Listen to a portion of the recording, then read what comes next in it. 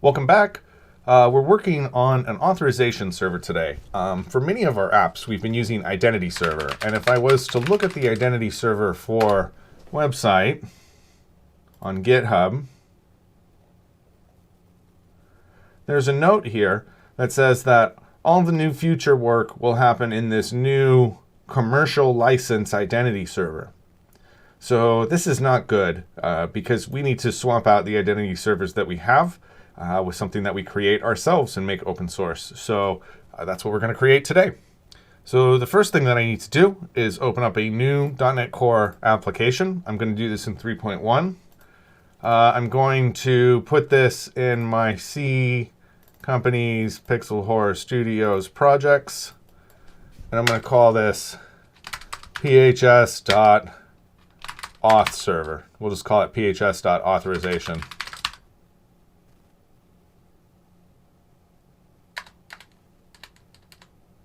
We're going to call this authserver.net. Okay.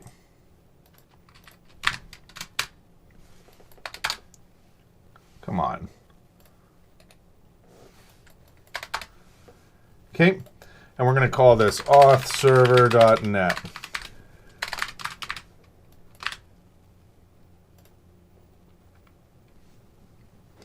And for this project, I need to have some web pages on it, some ASP.NET Razor pages for the logins and logouts. So we're going to use this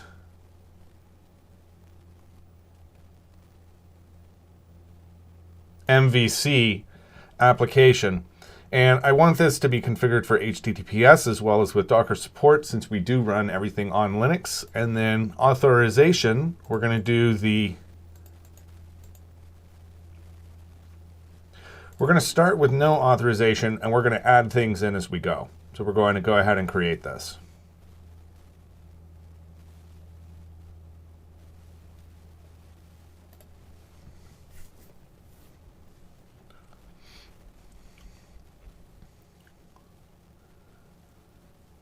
Okay, so here's our new project.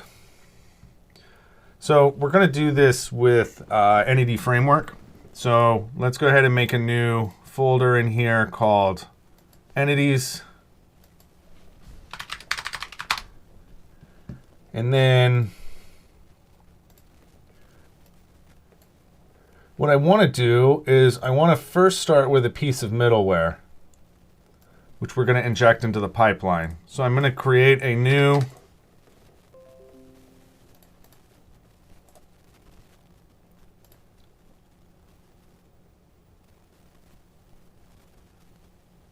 folder called middleware, and I want this to be called a error handler middleware. And just like all the other middlewares, we need to have a read-only request delegate called next. And this is a cool little trick so that we can add error handling throughout the app fairly simple. We're going to need to have a constructor, which is going to pass in the request delegate. And then I need to have my invoke. And all we're going to do is try and catch this.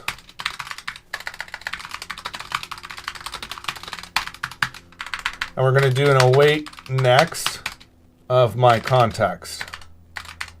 I'll explain what this does in just a second. So down here, what I want to do is I want to get a copy of the response that was generated. And I want to set the content type here to be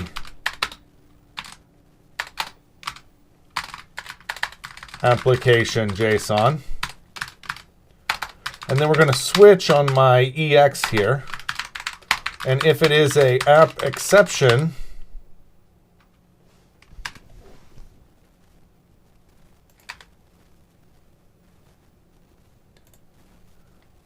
we're going to add 3 types of errors here We're going to say a app exception error, a key not found exception, and a default.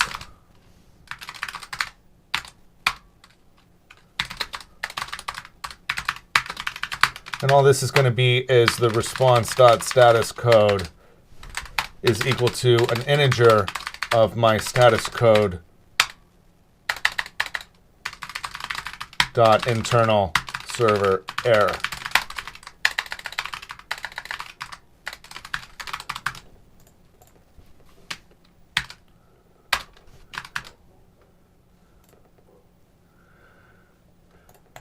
This one is a not found.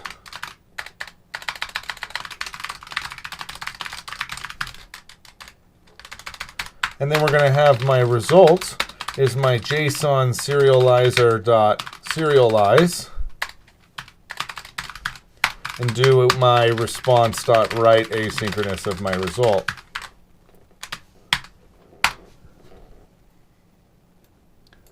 Now when I serialize this, we need to pass in the new object, which is a message, which has a error if it's not null, dot message.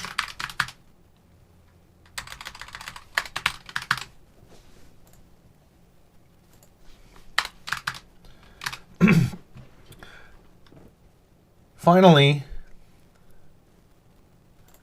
if I look at this real quick,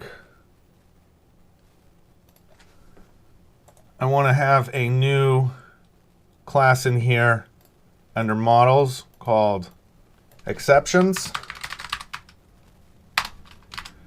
And I want to add in a new type here called app exception.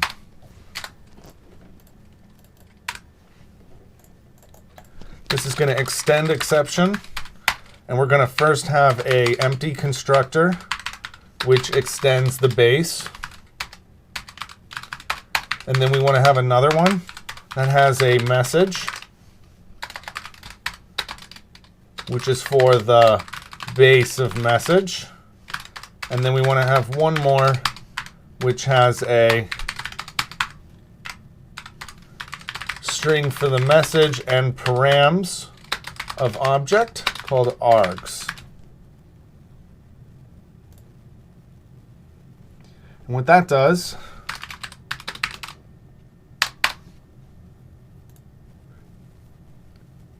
it's a method parameter that functions a variable number of arguments.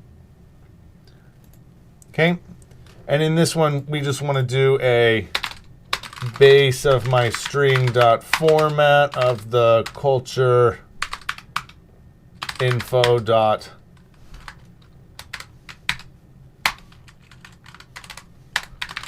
current culture, the message, and our args.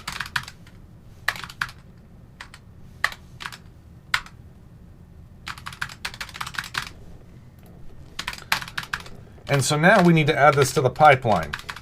And so what that means is in startup, down here, this is our pipeline of what's going to happen, the Kestrel pipeline. So we first see that we have an HTTPS redirect. We're hosting static files. We're using routing. I probably need to have some kind of a CORS policy. And then I want to do app.use my new middleware called error handler middleware. And so because this is a pipeline, requests are going to go through each one of these in order. So it's going to do the HTTPS redirection. It's going to start hosting static files. It's going to use the routing. Now it's going to wrap anything that happens below in our JWT code that we add. And then finally, we map our controllers. We have use authorization here, but I don't think we need this.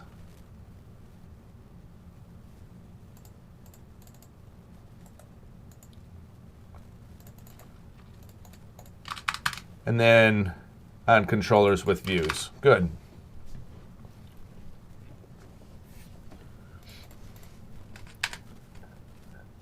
Okay, so when this runs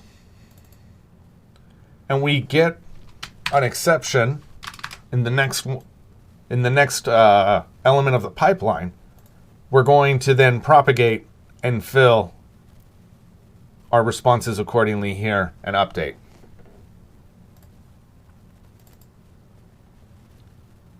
Okay, just one more second.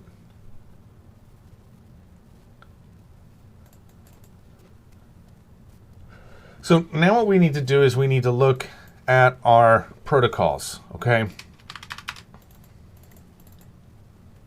So nothing here. This is for error. We don't need any of this stuff. And that's fine there, okay? So we're going to go through this now and look at the framework. So it's Authorization Framework. And then it's going to talk about what it does. Here's the roles that we need to know about. We have the resource owner, which is, say, the person with the password or the person who's logging in. The resource server, so that would be something like a web API, something that has a protected resource. The client, that's the application that we register on the server. That is how everything is authorized. And then our authorization server is what we are writing right now. This is the general flow, which is that the client makes a request on the resource owner. They get given a grant. They turn around, they pass the grant to the authorization server. They get a token. They pass in the access token, and they get a protected result. Here are the definitions for different terms that we're going to be using. So authorization grant represents the credentials. The authorization code. This is the first code that's passed from the resource owner and the identity server. But we're going to be able to go through each one of these in detail. So the first one that I want to look at here is, here's our client registration. So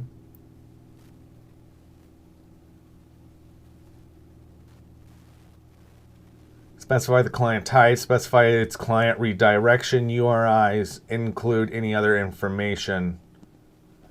So we're going to create a new entity in here called a client.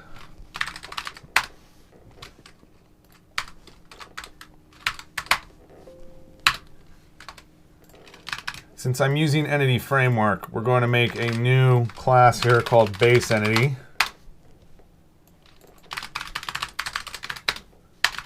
And we want this to be abstract. And I want this to have a GUID for the ID, which is a key. And it's going to be database generated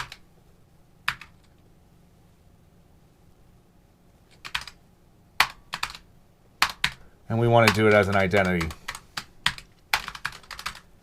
And we also want to have a date time for the timestamp, which we're going to say is always equal to a date time.utc now.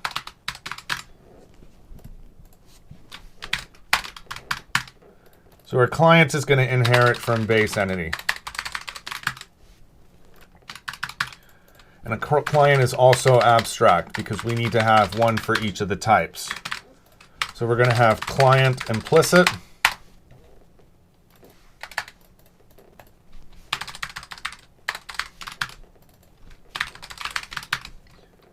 We're going to have client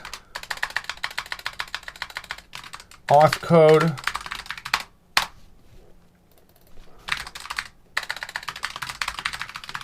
We're going to have a client RO password.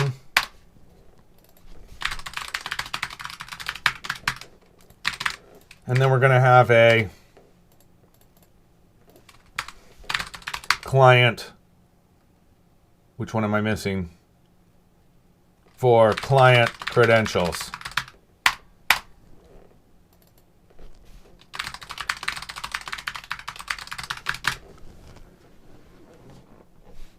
One day I will understand everything you say, but the day is not today yet. Well, this is tough what we're doing. We're implementing this this flow here. This one. Okay. So now we have these set up. We want to make sure that we have a context. So I'm going to make a new folder here called data. I'm going to add in a new class called application database context, which is a database context.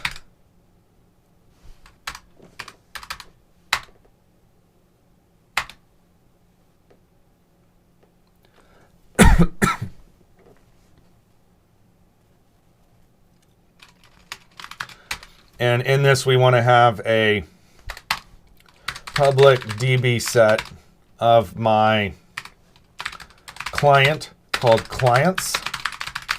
And the reason we're not including base entity, but we are including client, is because I want this to go into a table called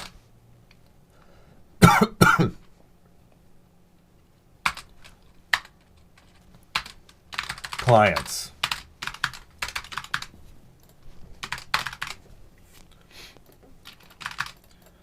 And if I had base entity, then it would go into a base table called base entity. And now we want to have each one of our client types. Client auth code called clients auth code. A DB set for the client credential. Client credentials. Another one for the DB set called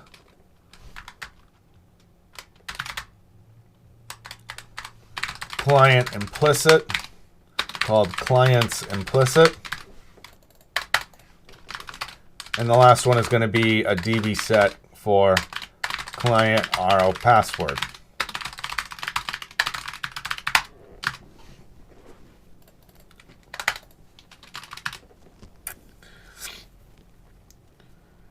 Okay, when we look at these, there are two client types.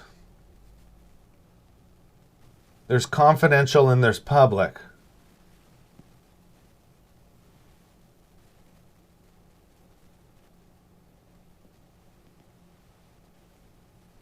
So clients incapable of maintaining the confidentiality of their credentials, like a native application or web browser-based application.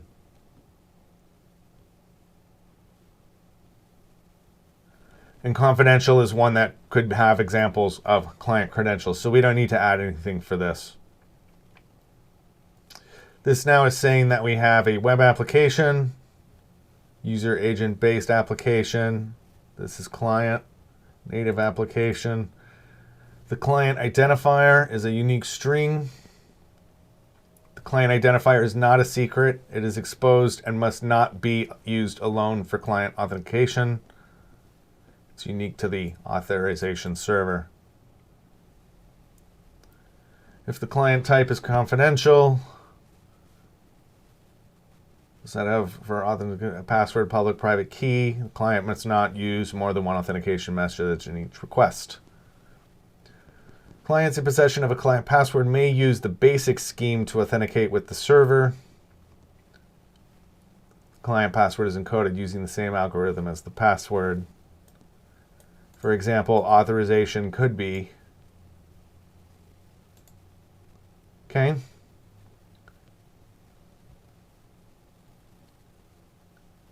Alternatively, the authorization may support including the client credentials in the request body using the following parameters for the client ID and the client secret. Yeah. Including the client credentials in the request body uses the two parameters is not recommended. It should be limited to clients unavailable to utilize HTTP basic authorization. So as a note, we're going to say wants us to use basic auth instead of including client ID and secret when we can. Okay.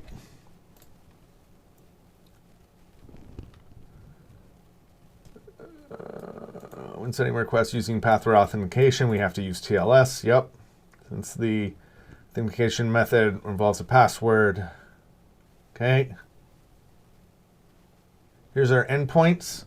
So we're going to make a new controller in here called a accounts controller. And we're going to make a new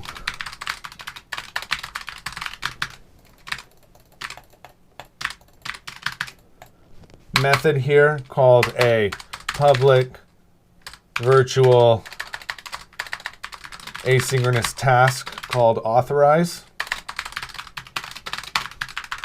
And this is going to be a HTTP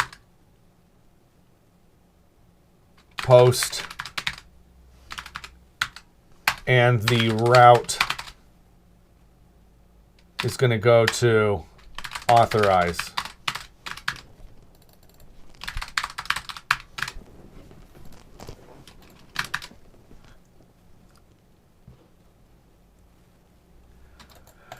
We're also going to have another one here, which is an HTTP post called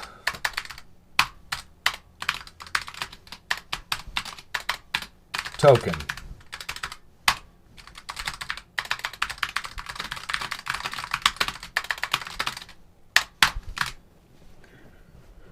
There's also one client endpoint called a redirection endpoint.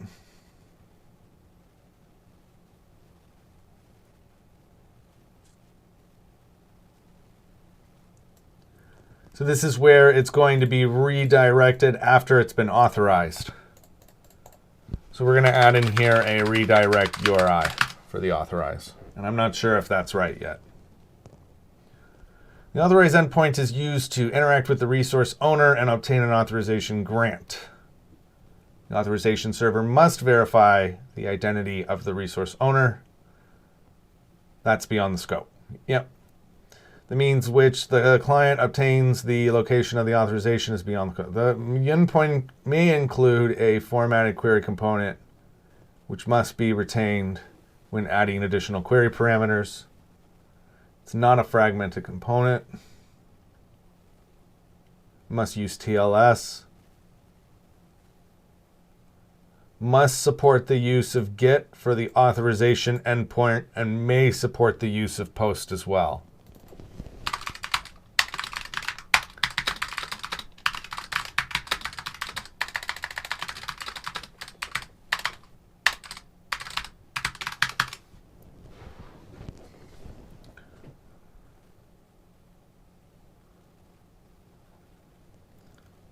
Okay, so now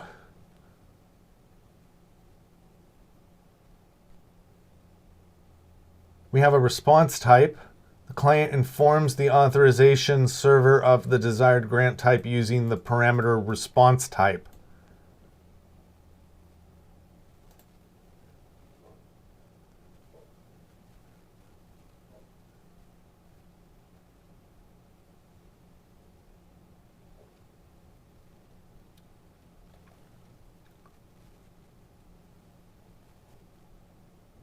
So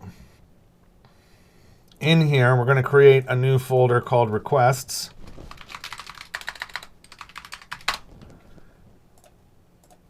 And I want to add a new class here called authorize request.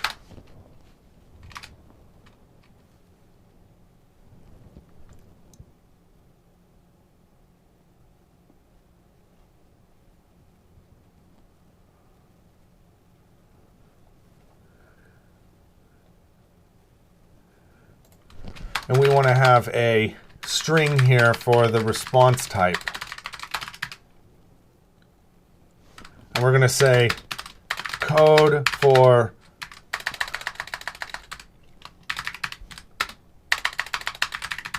authorization code, token for requesting access token, implicit grant.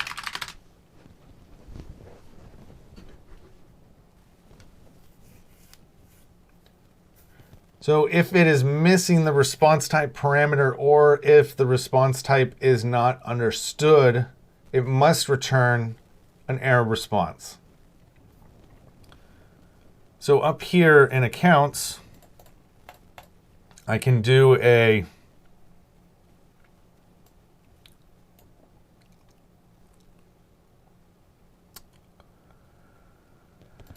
Let's see, can I do a JObject.parse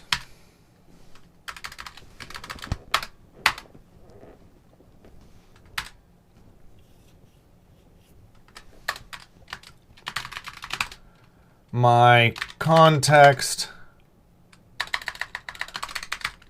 my request dot query string.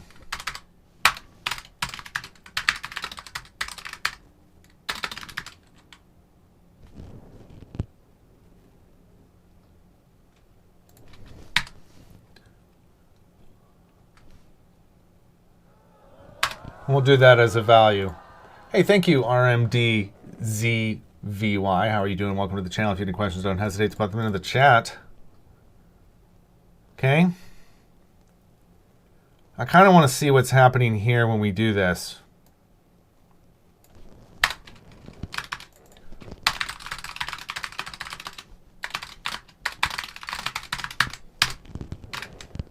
Okay, so let's go ahead and run this in IIS Express, and in Postman, I'll make a new GET request.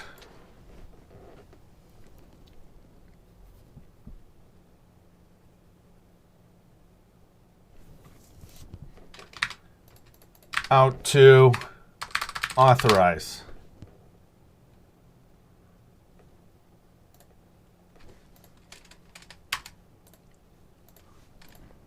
If I look at this, the query string doesn't have anything, so this errors and says error reading from JReader, and this is again from the middleware. You can see that it's working correctly.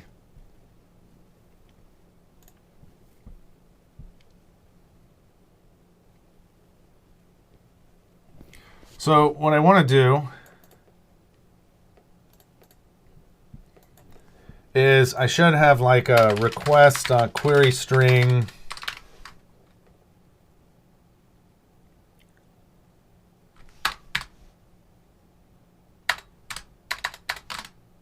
and can I get the one for response code?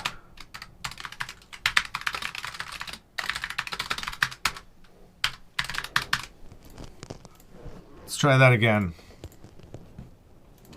Response type.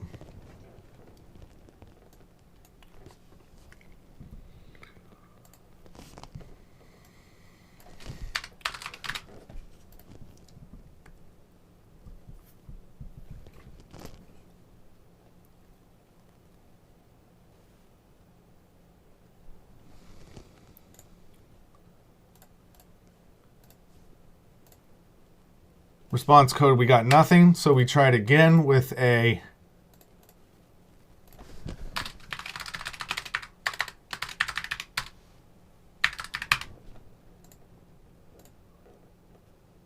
didn't get it. If I look at the keys, it's response type.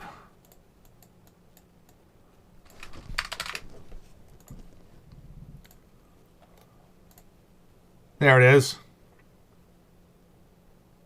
But it's not as a value, so we want to do it as a toString.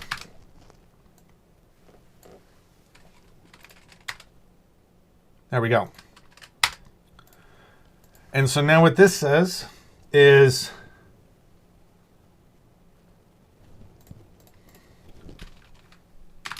we're supposed to say we're going to have a response equals unauthorized.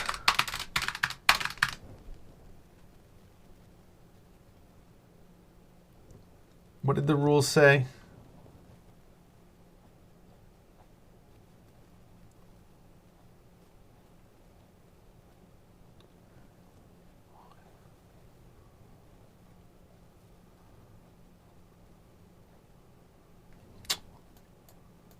They told me what I was supposed to respond with.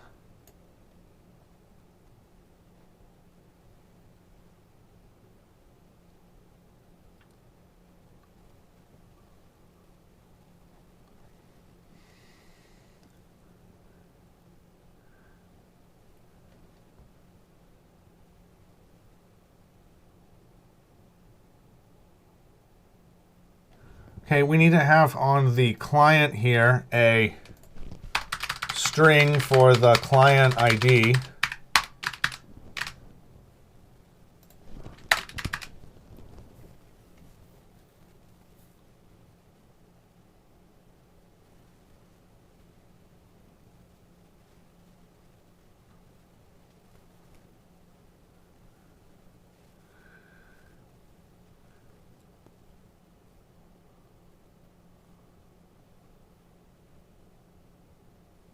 Response type, here we go, code. It can list a space delimited list of values.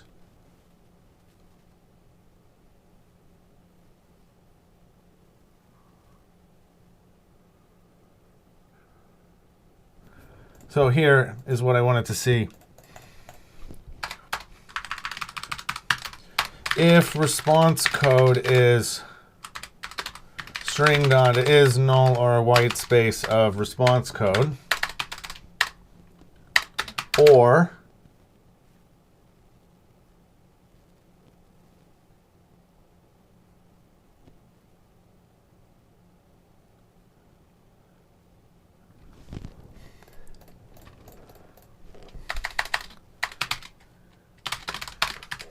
so this is going to be return response fail for no response code.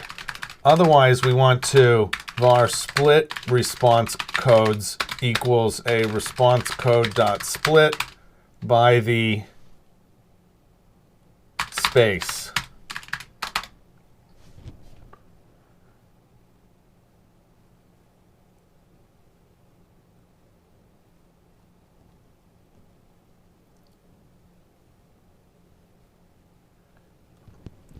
So if my split response code dot length is equal to 0, because there's no spaces,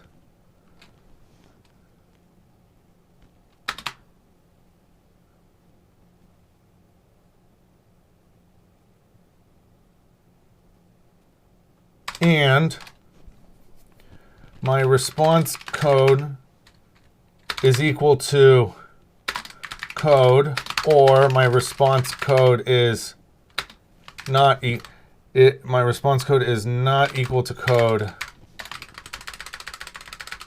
and it's not equal to token,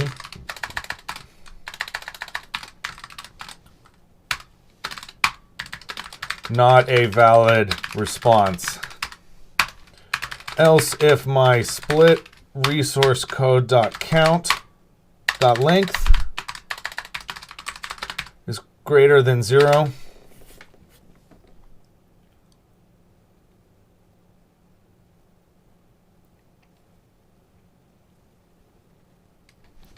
we can actually get rid of this here. And my split response code has any where my x is equal to code, or x is equal to token.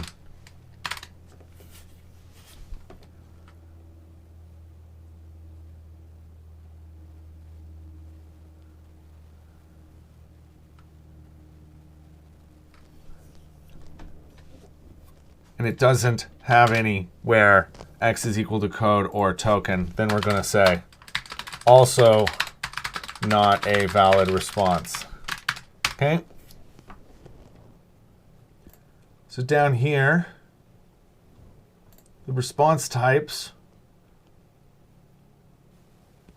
if the request fails due to missing, invalid, or mismatching redirection URI, or if the client ID is missing or invalid. So I want to have here a redirect URI, I guess. I guess we can just get it again like this, as a redirect URI.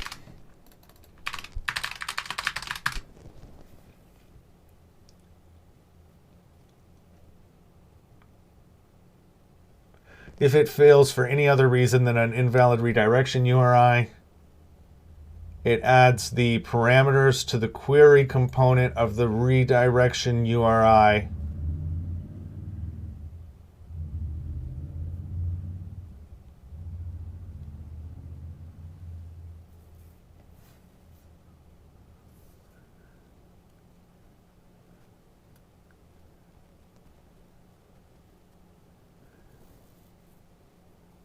So here,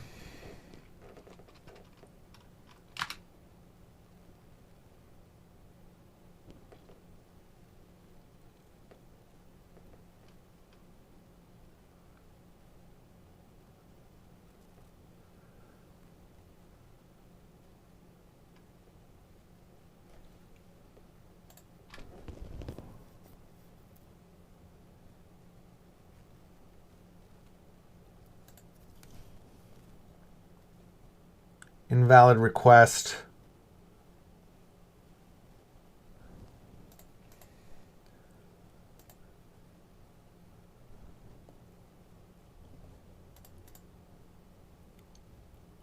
So here I want to do a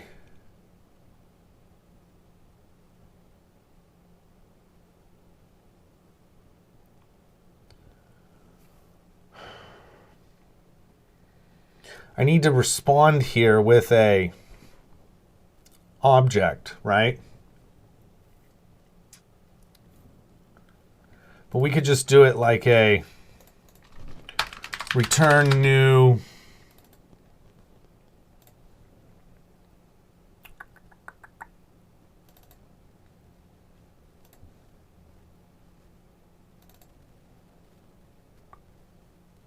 this.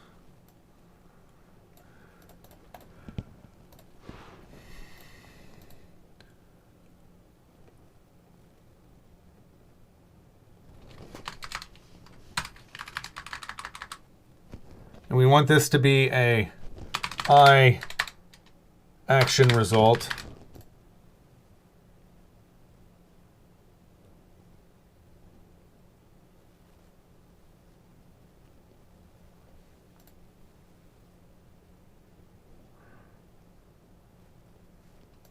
Let's just say a string.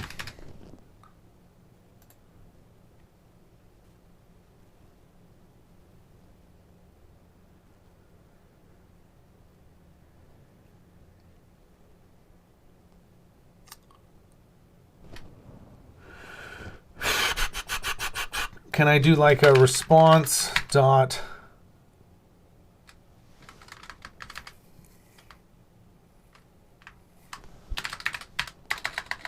body dot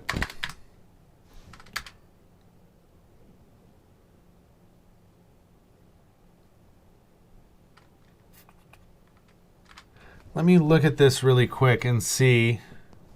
I have another version of this over here.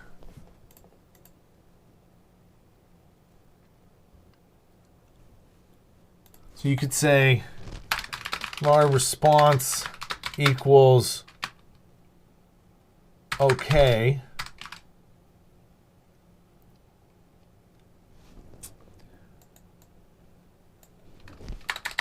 And then here we could do a response dot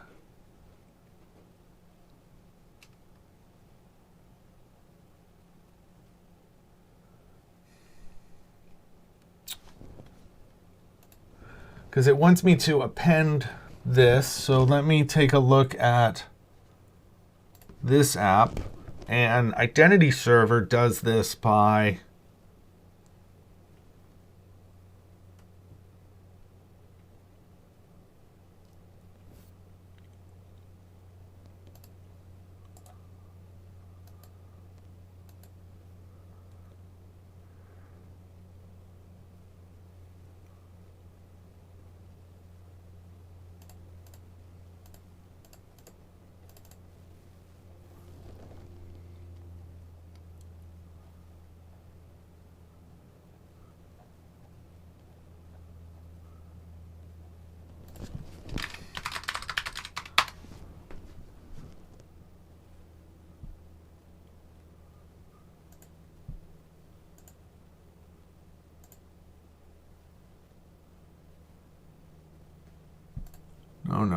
no.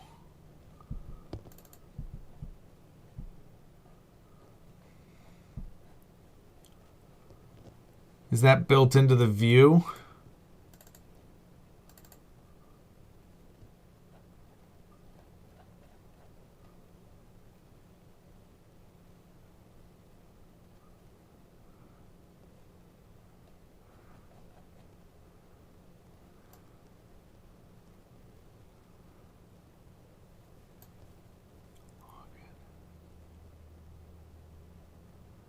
login, cancel. Where's the submission of the form? Return URL, login.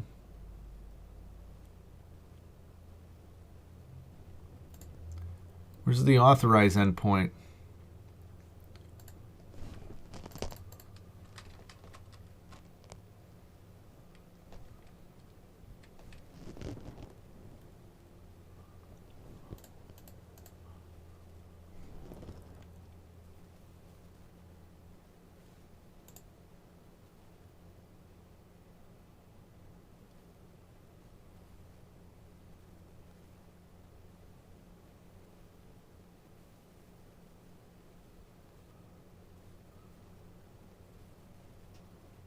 Okay, so what I'm going to do here is I'm going to have a response.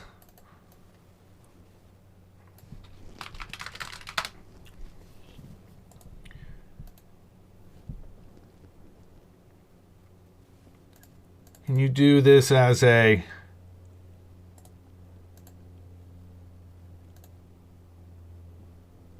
new class called a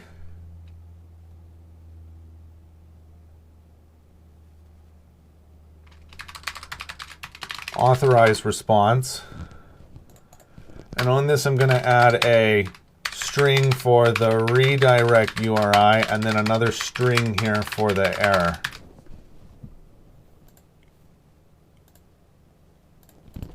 So this is going to be a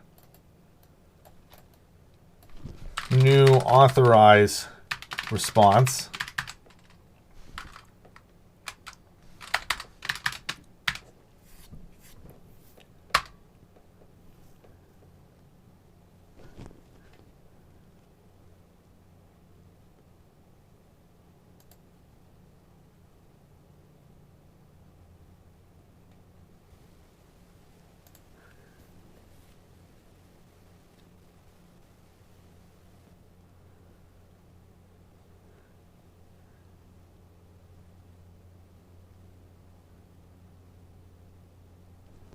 Okay, so when this happens, we're going to do this.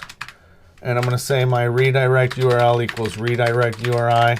And then my error equals invalid request.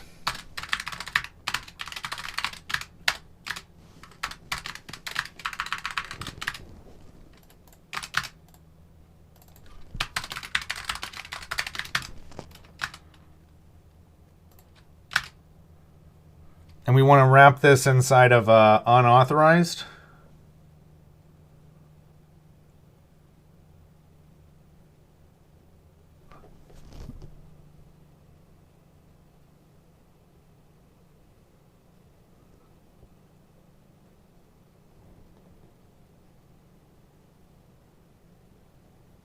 It also needs to have on this a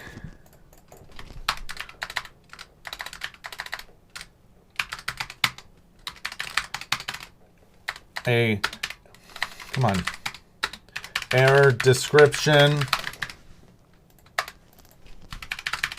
a error URI,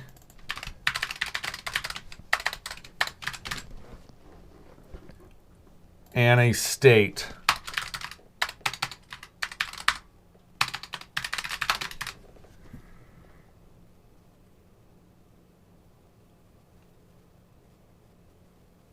Error says access denied, but the code is 302.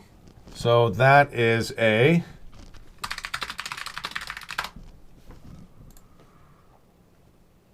redirect.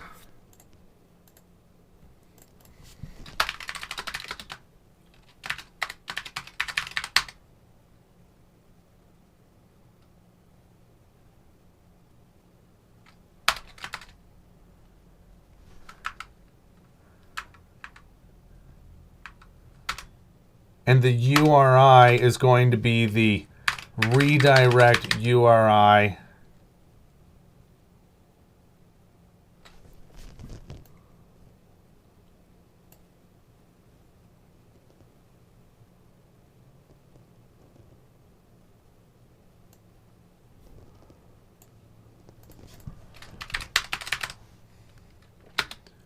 plus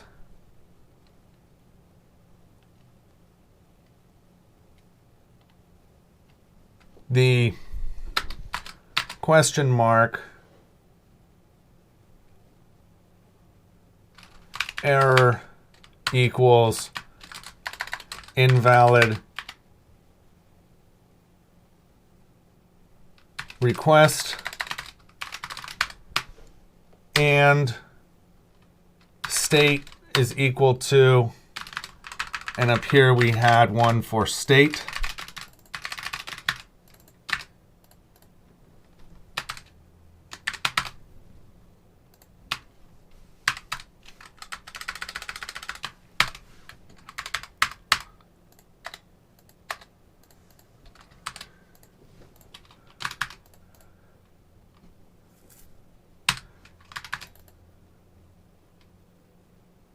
Yeah.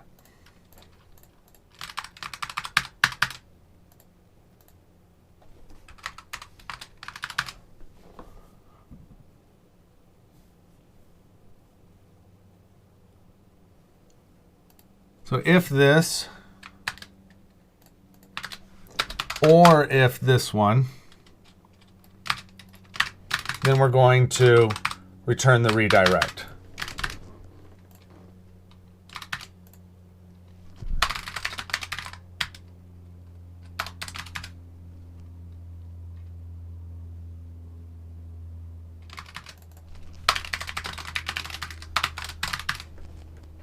Okay, so let's try this now.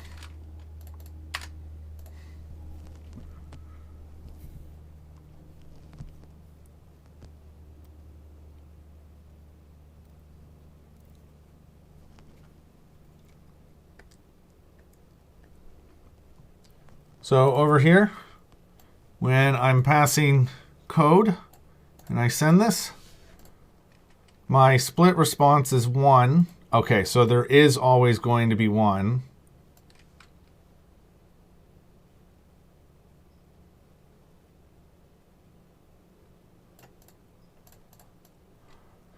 So if your split response equals 0 or there aren't any,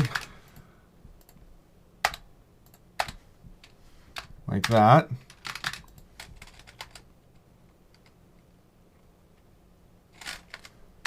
that looks right. And if I was to say code R, it should send me to the redirect.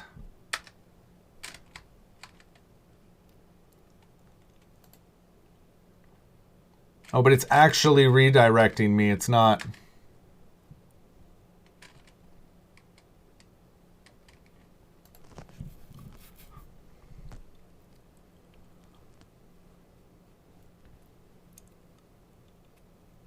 So wouldn't it be easier just to say if not, or if there aren't any? I don't understand where you're saying that, 99 Sammy. Welcome back to the channel. Tell me more what you're getting at. I want to look over here and do a ASP.NET Core 3.1 return 301.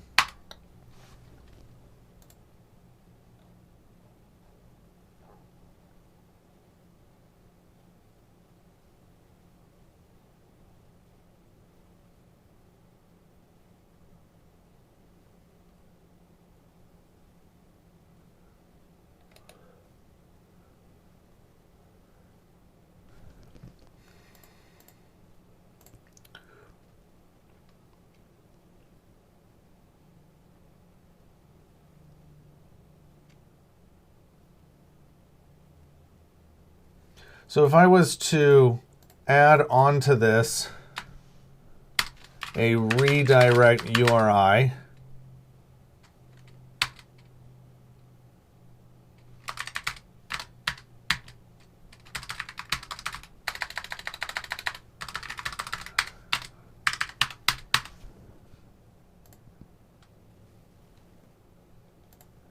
I'll run it again. Oh, no, I'm just asking if you don't know, then that answers the question.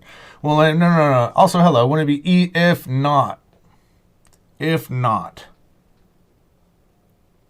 Well, I'm just wondering where you're saying if not. Let's give this a try. it should redirect me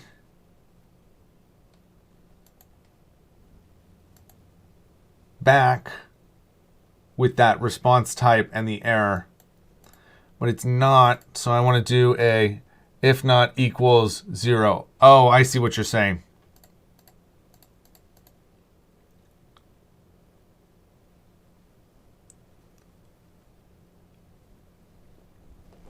Okay, here, this still isn't returning the response code that I want. So a return custom response code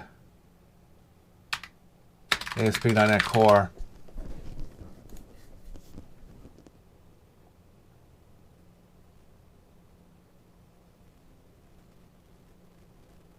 So you could just do a return new status code.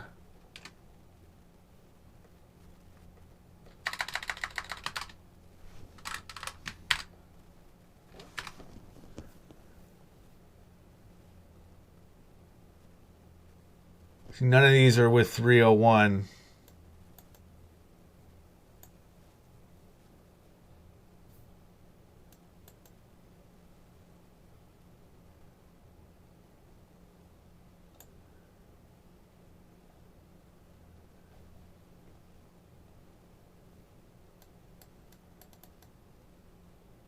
Well, this is showing me how it's created here. So we're going to go over here and I'm going to make a new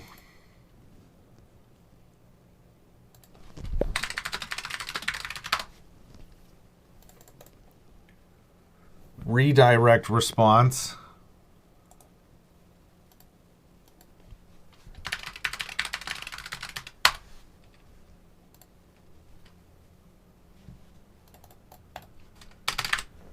Hey there, Wonderful. How are you doing? Thank you so much for that raid with a party of 4. How are you guys doing? In case you're new, my name's Rob.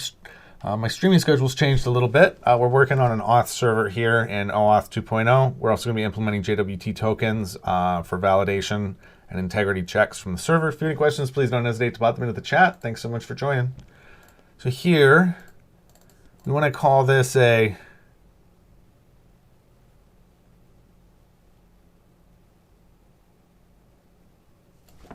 we're going to call it a redirect result.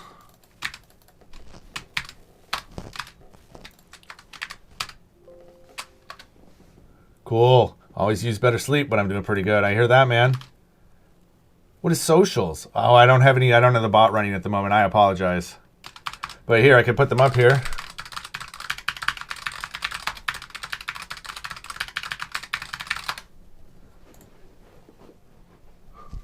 Okay. Default status code. And we want to do status code 301.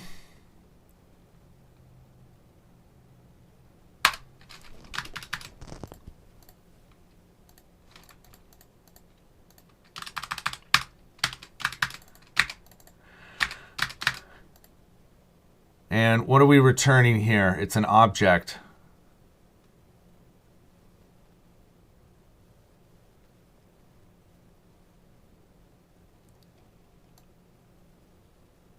So we could do this as a string for the redirect URI.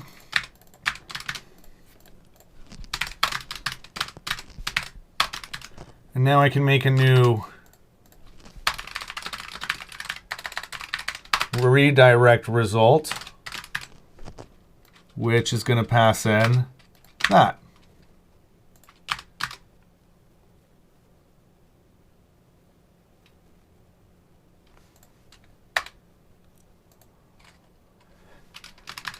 We're going to call this redirect response.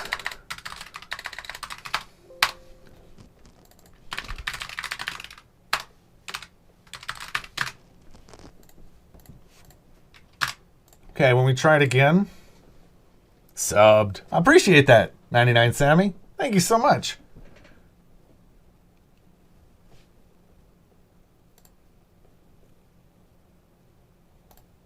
This time when we redirect it, Here's our response. And if I look back at my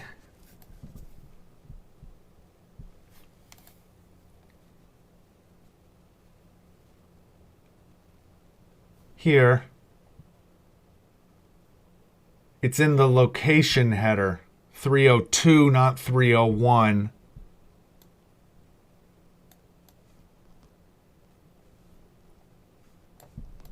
So could we do a return new found?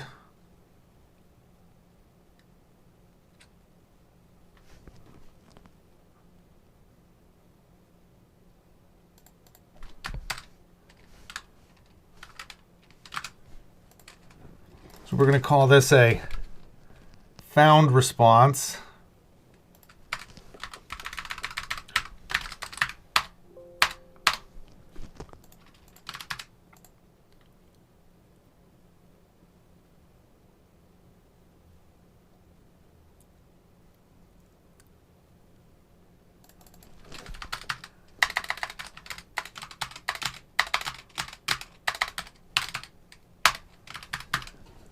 We're going to go up here and I want to do a ASP.NET Core 3.1 return 302.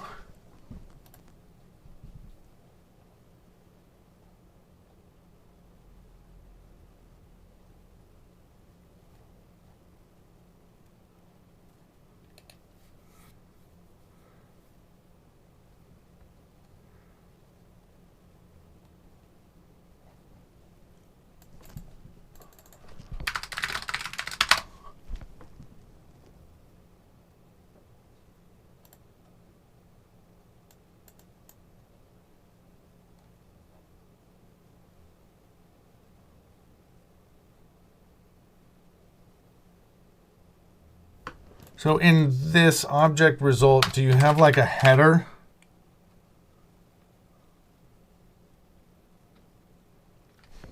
So if we look at C# object result header,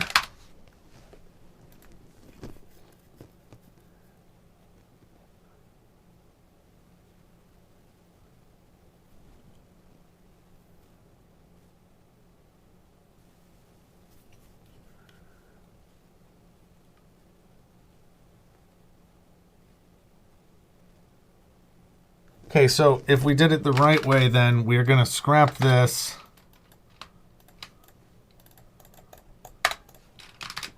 And then in my accounts, we're going to do a HTTP it's a response.headers.add new key value pair.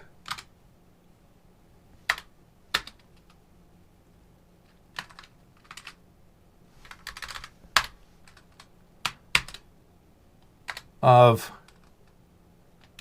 string and then string values.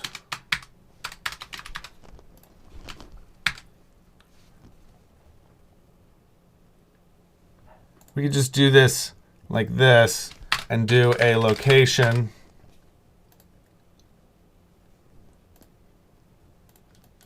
and then pass in this.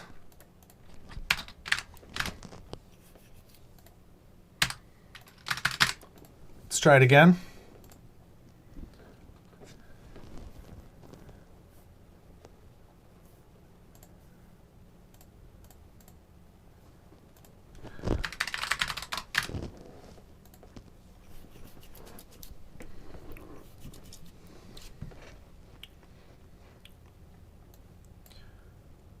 So now when we do it again, good, and I look at my response,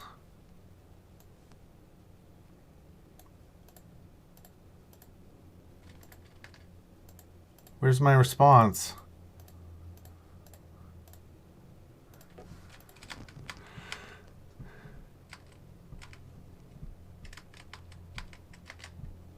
It says it's done, but it never sent out. That's odd.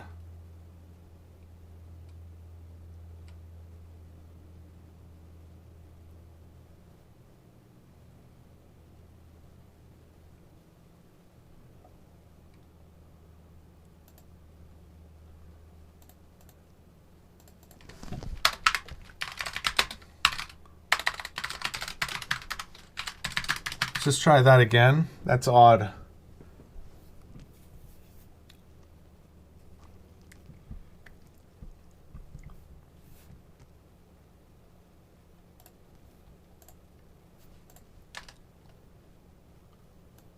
Okay. Apparently using the Franker player causes issues. Oh, great. It looks like Twitch has started something new. Apparently. Oh, yeah. I use that for a little bit. It makes things a little different. Here's the location. One thing that we want to add is here.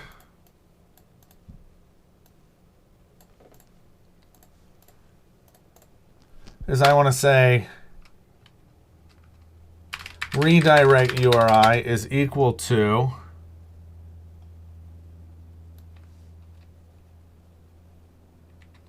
and we want to do this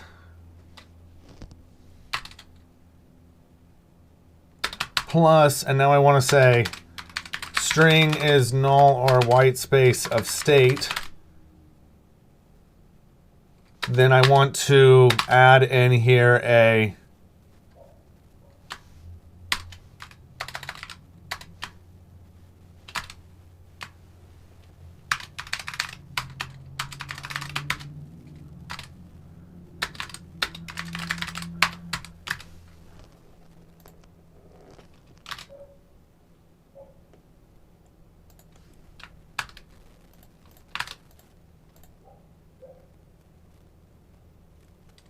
like that.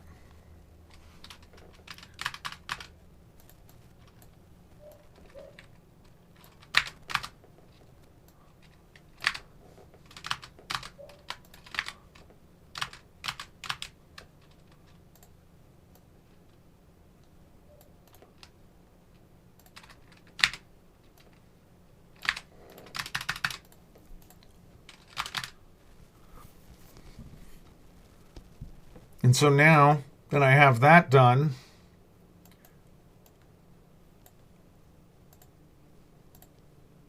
if I look at my found result, I want to say custom response ASP.NET Core 3.1.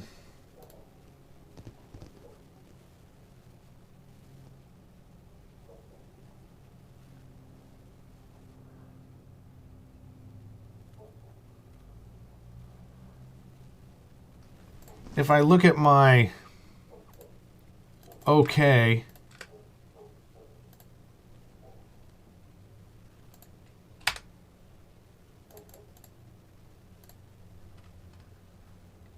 this is a status code result. So I want to say C# custom status code result in ASP.NET Core 3.1.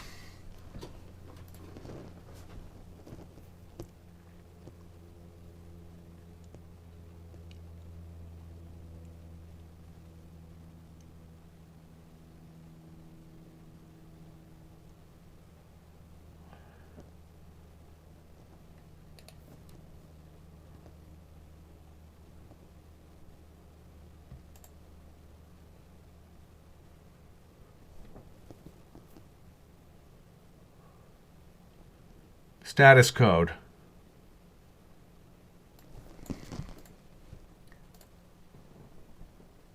So now it interrupts my stream every few minutes. That sounds crappy. Unless other people are finding that. So return new status code result, which needs to pass in here a integer of my HTTP status code for found.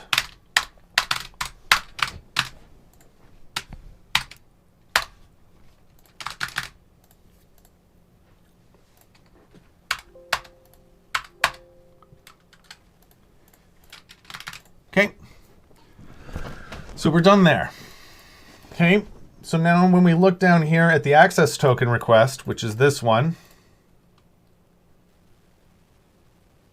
we're going to have a couple of parameters here. This is a post, right?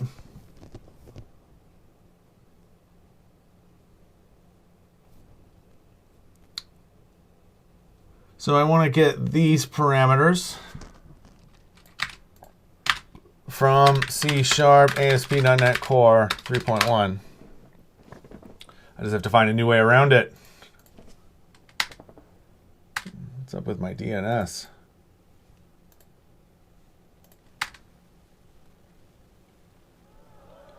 Hey there, BTTEB. How are you doing? Welcome to the channel.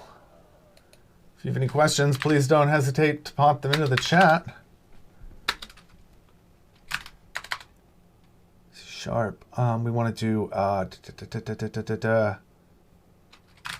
.NET Core 3.1.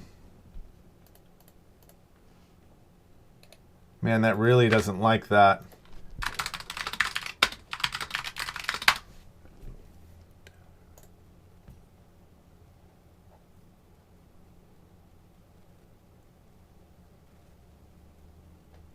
So here we can do this consumes.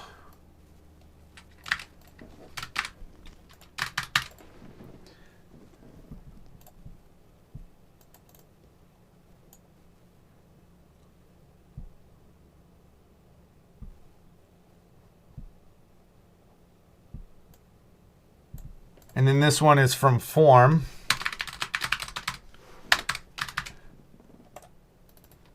And we're going to make one called a token request.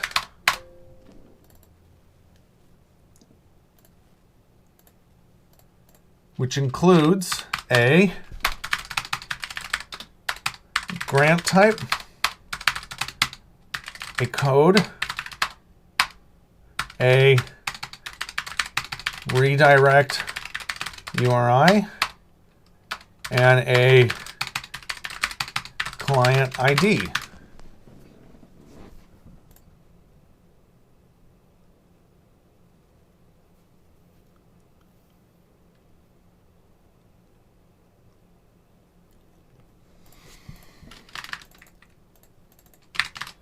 So over here in the accounts, we can pass this in here as the token request.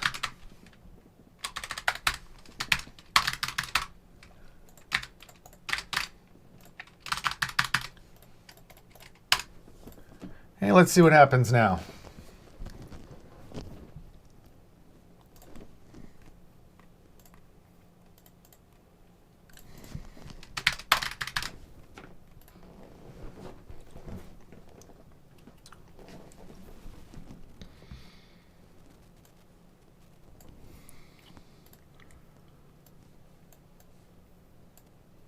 This time I'm going to make a new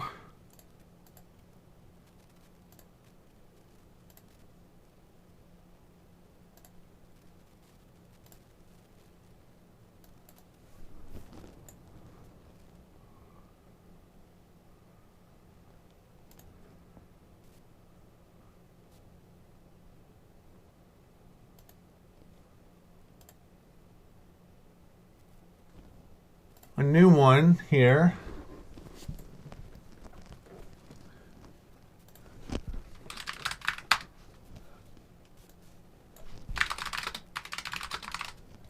And we want to go to the same place, except it's called token.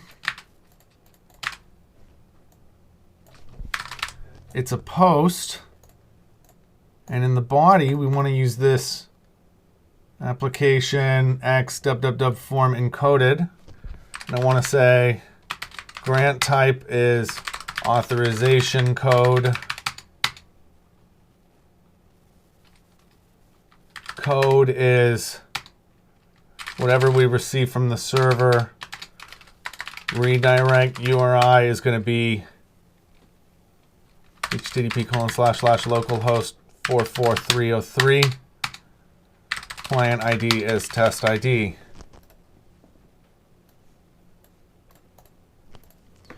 If I look at the request, we did receive all of these, which is perfect.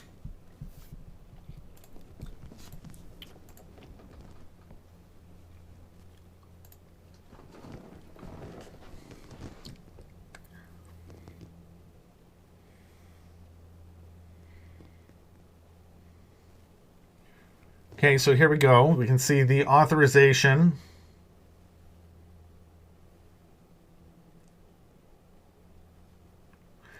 And this is passing in the basic credentials. So this could pass in our grant type, code, redirect URIs.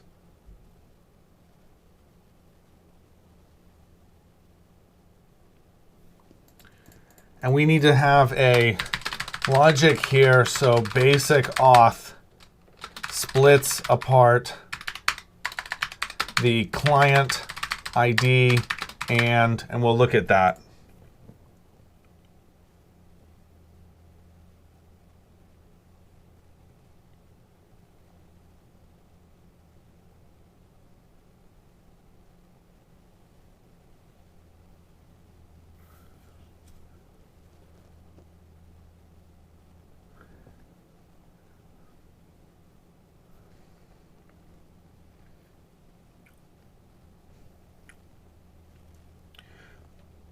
So this says that we need to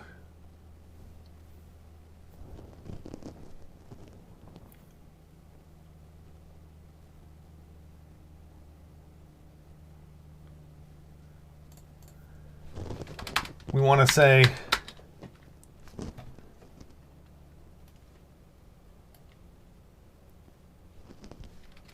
ensure that the auth code was issued to the authenticated confidential client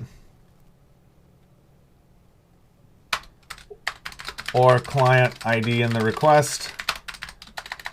Ensure authorization code is valid, and ensure redirect URI matches authorization request.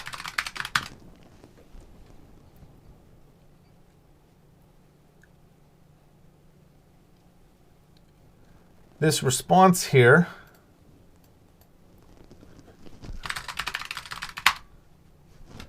we want to have a string for the access token, a string for the token type, a integer for the expires in, a string for the refresh token,